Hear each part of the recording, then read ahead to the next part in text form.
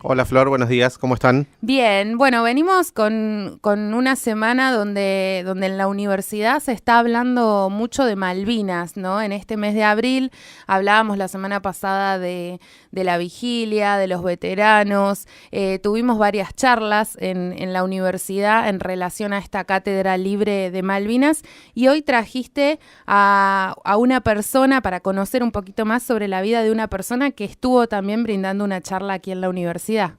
Sí, la idea era poder hablar de Alejandro Betz, que fue uno de los invitados a la universidad la semana pasada, y él estuvo a cargo de la cátedra abierta sobre Malvinas, con una experiencia sumamente enriquecedora, un aula que estaba llena, y una charla que duró casi 3 horas. Me parece que había que poder recuperarlo también, y quizás en esto que decías vos al principio, ¿no? Que el 2 de abril no sea solo pensar en ese momento, el 2 de abril, la vigilia y acordarnos los veteranos, sino Sí. que Malvinas forme parte de una agenda un poco más amplia. Y como se decía la semana pasada, ¿no? Me parece que la universidad está asumiendo un rol interesante en ese asunto, Ujú. que ojalá un poquito más adelante de sus frutos.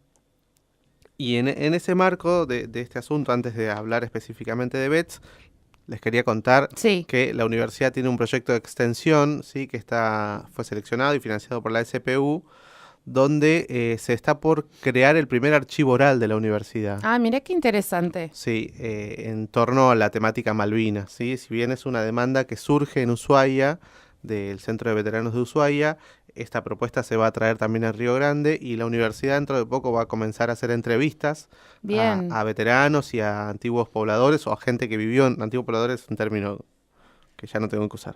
Yo soy Pero antigua pobladora. bueno, ponele. Bueno, un día definimos eso. Entonces, bueno, la idea es empezar a hacer esas entrevistas que van a formar parte de un archivo oral de la universidad que no está, ¿no? Y Y la como tal, importancia de documentar todo esto, ¿no? y que son voces que ahora están y que luego no van a estar. Entonces, siempre hablamos lo mismo, ¿no? Siempre por ahí terminamos coincidiendo en este asunto, que es necesario sistematizar estos Sí. asuntos. Y bueno, por fin la universidad va a estar al pie de esto Y esto en poquito tiempo ya se pone en marcha. en poquito tiempo. Casualmente Alejandro Betz fue la primera entrevista que se realizó en el marco de este proyecto, y se hizo en Ushuaia hace unos días, hace unos 10 días más o menos. Bien. En Río Grande también van a empezar a suceder estas cosas. Y para quienes no lo conocen, ¿quién es Alejandro Betts? Alejandro Betz es un malvinense, es un argentino nacido en Malvinas, en Puerto Argentino, en el año 1947. Ujú. Y es un poco raro pensarlo porque si nosotros conocemos nuestra historia, sabemos que a principios de 1800 los ingleses toman las islas, y solamente durante el periodo de la guerra pudimos recuperarlas brevemente. Entonces se hace difícil pensar en este hombre que nació en Malvinas en 1947 y es argentino. Sí.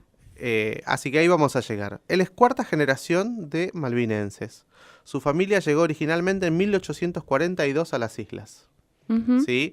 Una vez que Inglaterra toma las islas, empieza a traer colonos de distintas partes, sobre todo de Escocia, a trabajar en la actividad agropecuaria y ganadera en nuestras islas. Sí.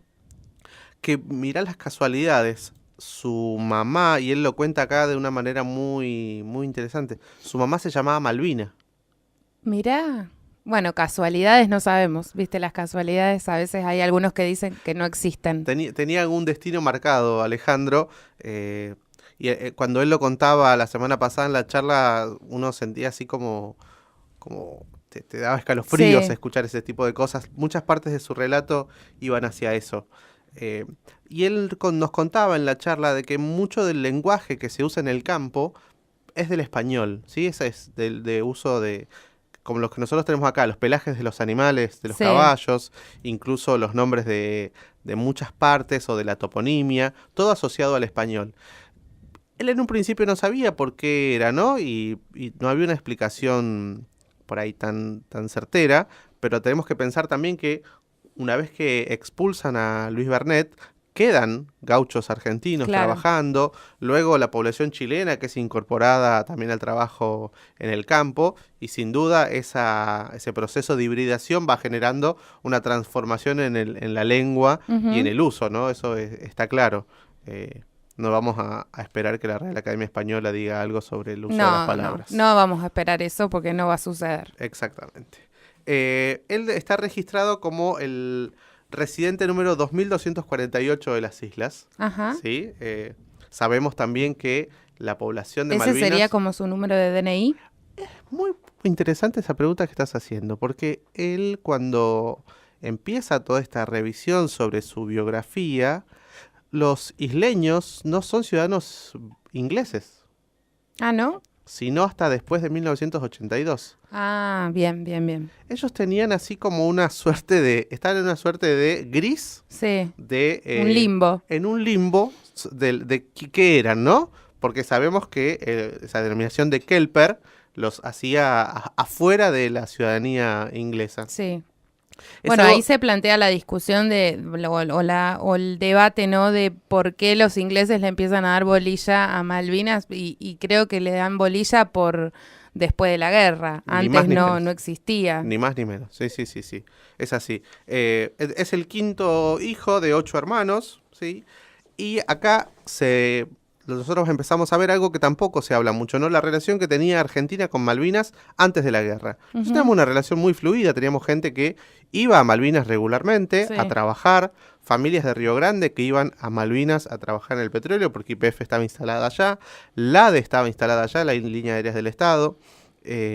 Entonces Alejandro ingresa a trabajar a las oficinas del ADE porque era uno de los pocos que hablaba algo de español. Mirá. Y eso le fue algo sumamente provechoso en el año 1979. Y a su vez tiene un trabajo en el supermercado de Malvinas, ¿sí? Ahí en Puerto Argentino. En una excursión, esto lo contaba la semana pasada, en una excursión que iba gente argentinos a hacer turismo, como que una mujer le dice que las Malvinas son argentinas, y le empieza a dudar, le dice, no, ¿cómo van a ser argentinas? Sí, vas a ver, yo te voy a mandar documentación. Sí. ¿A que no? ¿A que sí? ¿A que no? ¿A que sí? Le 20 manda. días después le manda una encomienda con documentos donde decía las razones históricas por las cuales las Malvinas eran argentinas. Él quedó básicamente choqueado porque dice que era una temática que no se hablaba en la escuela. Mirá. Las Malvinas eran las Falklands. Claro. Falklands no eran las Malvinas. Entonces eso le genera una inquietud, sigue investigando, incluso se comunica con la Embajada de Francia y la Embajada de Francia también le confirma esto de que él había venido escuchando. Sí. Y esto ya comienza a hacerle como un ruido, ¿no? Cuando estalla la guerra en 1982, él colabora con las Fuerzas Armadas Argentinas, ¿sí? Porque su trabajo en LADE era de... se me fue la palabra. Controlador importa. de tráfico aéreo, ¿sí? Ahí está. Entonces él va a seguir colaborando en lo que es el puente aéreo entre Malvinas y el continente, con lo cual luego de la guerra le dan un reconocimiento como veterano civil de la guerra de Malvinas, incluso le van a dar una pensión por su participación en la guerra, Ujú. y una vez que finaliza la guerra, viene a la Argentina, ¿sí? Sí. Se instala en Córdoba, tiene su familia. Es muy gracioso porque, gracioso en el sentido de cuando uno lo escucha, ¿no? Y conociendo parte de toda esta historia de vida, su español con acento cordobés. Sí, sí. Es como una mezcla Es interesante. como una mezcla interesante, exactamente. Él vivía en Ojo de Agua durante Sí. mucho tiempo. Yo no sé si está viviendo allá o acá, donde incluso fue candidato a concejal, candidato a intendente, ocupó algunos cargos en la función pública. Bueno, ahí armó su familia, tiene hijos en Malvinas y tiene hijos acá en Argentina. En todo este periplo de la vida de Alejandro, quizás lo que más lo destaca o lo iguala, quizás en importancia, es que es peticionante ante el Comité de Descolonización de la ONU. Ujú. ¿Sí? Él es uno de los pocos que participa tanto en las asambleas generales de la ONU como en las reuniones del Comité de Descolonización, siempre representando a la Argentina, peticionando y exigiendo que el Reino Unido acate las resoluciones que se Sí. emitieron desde la ONU para lograr la descolonización de ese territorio. Y no se ha presentado una, ni dos, ni cinco, Él nos contaba el otro día, 46 veces 46 veces. participó en las reuniones de la ONU, porque a veces iba 2 veces por año, ¿sí? Una experiencia impresionante. Fantástico. Y una cosa que es sumamente destacable, él no es empleado nacional, ¿Qué es? nada. es autónomo, o sea, Él es ciudadano. Él es ciudadano. Se presenta en su calidad de ciudadano. Y a él lo convocan por su experticia, pero no tiene una comisión, no es que tiene un cargo. No, eso es algo que me parece... Otro mérito, ¿no? Es otro mérito que muchos de nosotros no sabemos hacer, ¿no? Y él se prepara año a año para ir al Comité de Descolonización, representándonos a los fueguinos. Claro. Porque él dice, yo soy fueguino, ustedes son mis comprovincianos.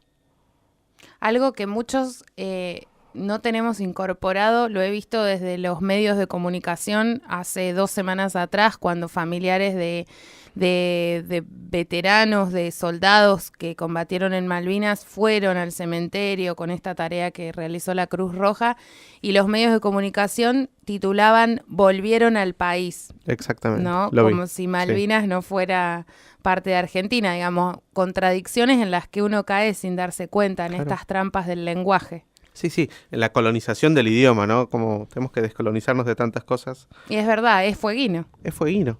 Y él lo dice así, ¿no? Él se presenta de esa manera. En el año 2014 recibe su DNI con domicilio en Puerto Argentino. ¿Sí?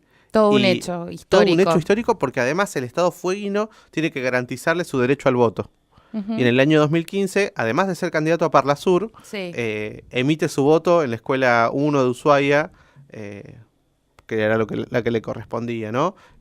Otra marca muy interesante de la vida de Alejandro Betz. Y bueno, hoy tiene unos 70 años y sigue defendiendo su tierra, que es Malvinas, y sigue peleando por nosotros para tratar de, por una vía diplomática, recuperar la soberanía sobre las islas. La verdad, un personaje, una persona realmente que genera orgullo, ¿no? Escucharlo, y que ha sido parte de aquí de la Cátedra de Malvinas. Seguramente también va a quedar en la historia de la universidad por haber iniciado esta cátedra libre, donde seguramente se va a seguir reflexionando sobre toda nuestra historia.